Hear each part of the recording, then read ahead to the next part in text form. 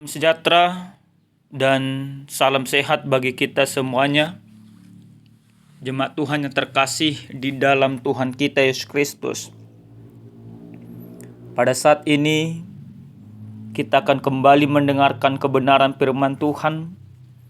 Akan tetapi mari kita terlebih dahulu bersatu dalam doa. Kita berdoa. Kami sungguh bersyukur kepadamu Tuhan kami, Tuhan yang maha baik untuk setiap kebaikan dan kemurahan Tuhan dalam hidup kami.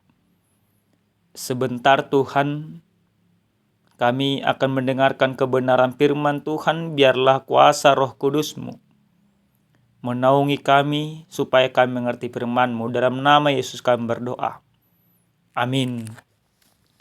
Jemaat Tuhan yang terkasih di dalam Tuhan kita Yesus Kristus, adapun kebenaran firman Tuhan yang menyapa kita pada saat ini tertulis dalam kitab Kisah Para Rasul pasal 8 ayat 14 sampai dengan ayat yang ke-25. Saya akan membacakan untuk kita semuanya, yaitu dari Alkitab Terjemahan Baru. Demikian kebenaran firman Tuhan. Ketika rasul-rasul di Yerusalem mendengar bahwa tanah Samaria telah menerima firman Allah, mereka mengutus Petrus dan Yohanes ke situ. Setibanya di situ, kedua rasul itu berdoa supaya orang Samaria itu beroleh Roh Kudus. Sebab Roh Kudus belum turun di atas seorang pun di antara mereka, karena mereka hanya dibaptis dalam nama Tuhan Yesus. Kemudian keduanya menumpangkan tangan di atas mereka, lalu mereka menerima Roh Kudus. Ketika Simon melihat bahwa roh itu diberikan melalui penumpangan tangan rasul-rasul itu, ia menawarkan uang kepada mereka serta berkata, "Berikanlah juga kepadaku kuasa itu, supaya jika aku menumpangkan tanganku di atas seseorang, ia menerima Roh Kudus." Namun Petrus berkata kepadanya, "Binasalah kiranya uangmu itu bersama engkau, karena engkau menyangka bahwa engkau dapat membeli karunia Allah dengan uang.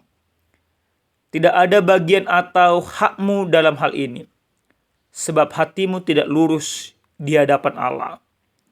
Jadi bertobatlah dari kejahatanmu ini dan berdoalah kepada Tuhan, semoga Ia mengampuni niat hatimu ini. Sebab kulihat bahwa engkau memendam iri hati yang pahit dan terjerat dalam kejahatan." Jawab Simon, "Hendaklah kamu berdoa untuk aku kepada Tuhan, supaya kepadaku jangan kiranya terjadi segala yang telah kamu katakan itu." Setelah keduanya bersaksi dan memberitakan firman Tuhan, mereka kembali ke Yerusalem. Dan dalam perjalanannya itu mereka memberitakan Injil di banyak kampung orang Samaria. Demikian pembacaan kebenaran firman Tuhan. Jemaat Tuhan yang terkasih di dalam Tuhan kita Yesus Kristus, ketika Yesus Kristus naik ke sorga, maka Yesus Kristus memberikan sebuah tugas dan mandat kepada para rasulnya atau para muridnya pada saat itu, untuk memberitakan kabar keselamatan yang telah dibawakan Yesus. Akan tetapi Bapak Ibu, apa yang terjadi ketika para murid mulai memberitakan tentang Yesus Kristus, tentang Injil itu? Banyak tantangan, banyak halangan. Bahkan kalau kita baca di dalam kitab Kisah Para Rasul, di mana ketika Roh Kudus dicurahkan kepada para rasul, mereka menyampaikan kabar keselamatan. Tetapi di satu sisi, kabar keselamatan yang mereka sampaikan itu berusaha dihalangi, ditentang oleh banyak orang, termasuk para pemuka-pemuka agama. Maka terjadi penindasan di mana-mana, termasuk di daerah-daerah Injil yang diberitakan. Bahkan salah satu orang yang sungguh-sungguh memberitakan Injil yang namanya Stefanus harus mati, dihukum rajam karena Injil, menjadi martir yang pertama. Nah, pada saat itulah para murid mulai berserak. Ada yang tetap di Yerusalem, ada yang pergi kemana-mana. Dan Filipus secara khusus pergi ke daerah Samaria, daerah yang bertentangan adat dan istiadatnya dengan orang Yahudi. Di sana Filipus memberitakan tentang Injil Kristus, memberitakan tentang Yesus Sang Juru Selamat, memberitakan tentang kasih yang begitu luar biasa. Maka banyak orang pada saat itu terkagum, takjub, bahkan mau dibaptis. Karena sembari memberitakan Injil, Filipus juga membuat banyak tanda-tanda mujizat. Maka ada seorang yang bernama Simon, kalau diistilahkan sekarang dukun besar, yang sangat ditakjubi oleh banyak orang. Dia pun akhirnya takjub kepada Filipus. Dia akhirnya mau dibaptis. Dia akhirnya mau mengikuti Filipus.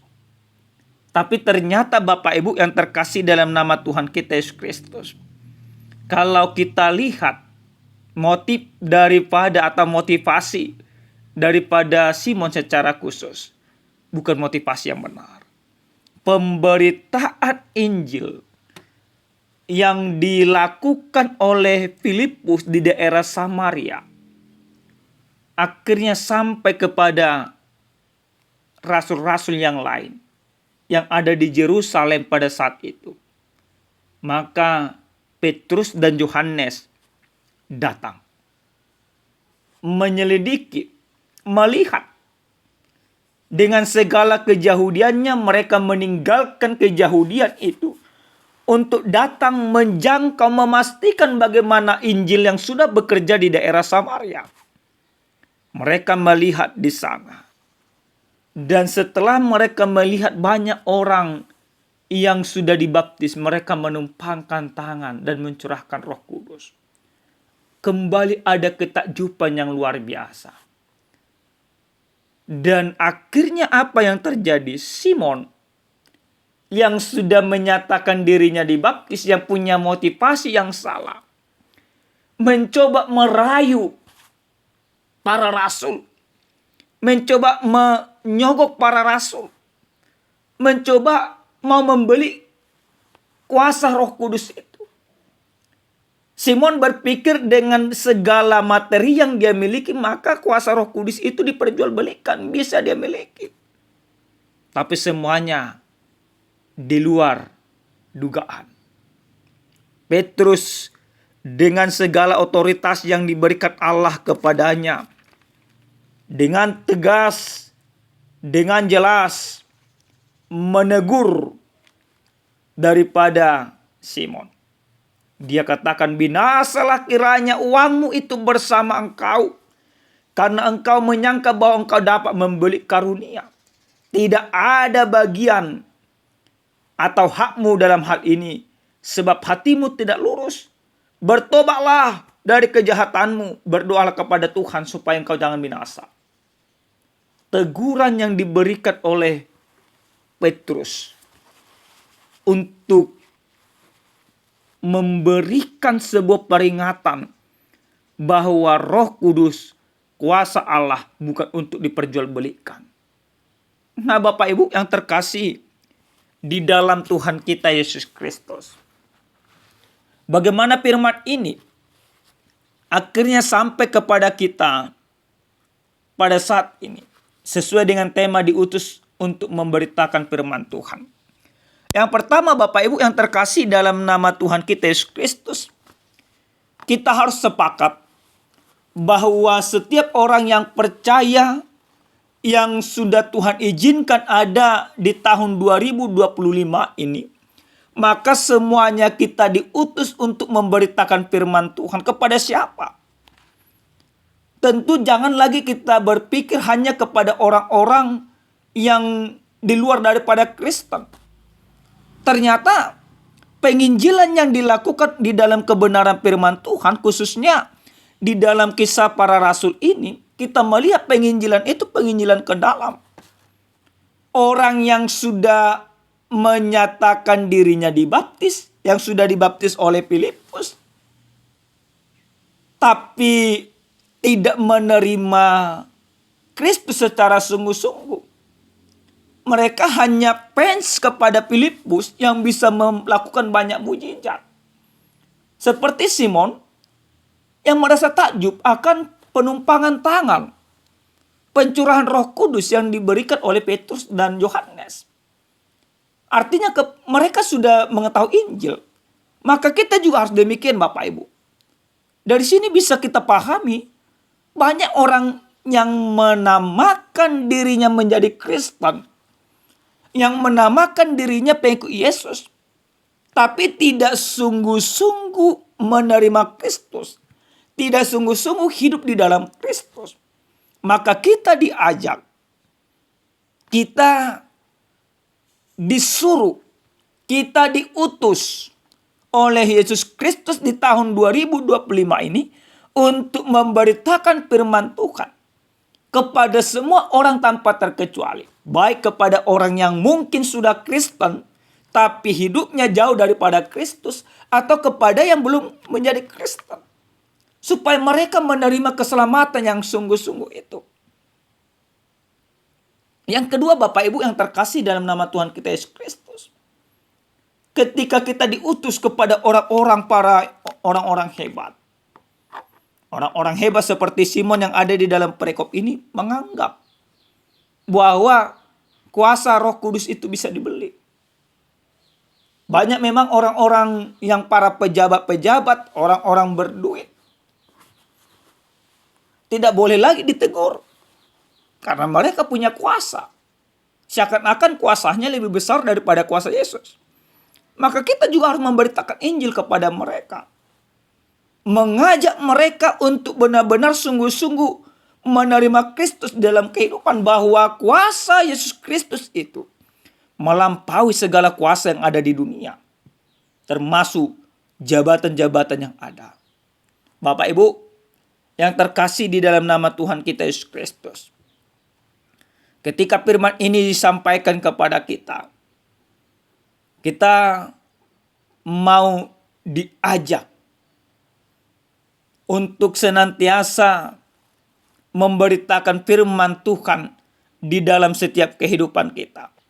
Kita mau diajak untuk senantiasa memberitakan firman Tuhan di dalam setiap pekerjaan kita.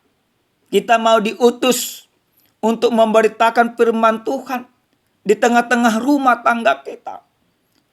Memberitakan firman Tuhan tidak cukup sekali dua kali, tetapi memberitakan firman Tuhan harus senantiasa kita lakukan selama kita hidup. Sama seperti yang dikatakan di dalam ayat yang ke-25. Setelah keduanya bersaksi dan memberitakan firman Tuhan, mereka kembali ke Yerusalem, dan dalam perjalanannya itu mereka memberitakan Injil di banyak kampung orang Samaria. Terus mereka memberitakan Injil. Tidak cukup mereka menumpangkan tangan sehari dua hari, tapi selama mereka hidup. Maka orang-orang yang percaya, orang-orang yang diutus, orang-orang yang Tuhan izinkan tiba di tahun 2025 ini, kita punya pekerjaan, kita punya tanggung jawab bersama, kita punya beban bersama, yaitu memberitakan firman Tuhan, memberitakan Injil itu, memberitakan kasih itu bagi setiap orang.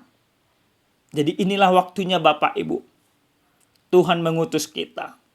Inilah waktunya hidup kita pakai untuk memberitakan firman Tuhan. Inilah kesempatannya bagi kita senantiasa menaburkan firman Tuhan, supaya banyak orang diselamatkan. Termasuk orang Kristen itu kembali ditobatkan. Termasuk orang yang sudah menganggap dirinya Kristen dari lahir. Tapi mungkin lakunya tidak baik. Inilah waktunya kita membimbing mereka. Para hamba-hamba Tuhan, para penatua. Jangan lagi ibaratnya ada asumsi-asumsi dalam pikiran kita. Maka Kristen nasi damang, mereka sudah Kristen. Mereka sudah dewasa.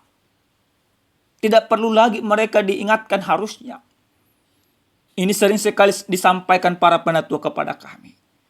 Tapi lewat firman ini, ternyata tugas kita tidak selesai. Tugas kita tidak mengkristenkan mereka. Tugas kita membuat mereka benar-benar hidup, menjiwai di dalam kehidupan Kristus yang penuh kasih itu sendiri. Amin. Kita bersatu dalam doa. Kami bersyukur kepadamu ya Tuhan kami, Tuhan yang maha baik. Untuk firman Tuhan yang sudah kami dengarkan pada saat ini. Biarlah kiranya Tuhan, firman-Mu yang sudah kami dengarkan menjadi kekuatan bagi kami untuk terus memberitakan firman Tuhan di dalam setiap kehidupan kami. Karena kami percaya kami ada di tahun 2025. Ini merupakan cara Tuhan mengutus kami, memberikan kesempatan kepada kami untuk memberitakan firman-Mu. Pakai kami terus Bapa. Dalam nama Yesus kami berdoa. Amin. Salam sejahtera. Bapak Ibu yang terkasih, Tuhan Yesus senantiasa memampukan, memberkati kita, memberitakan firman Tuhan. Shalom.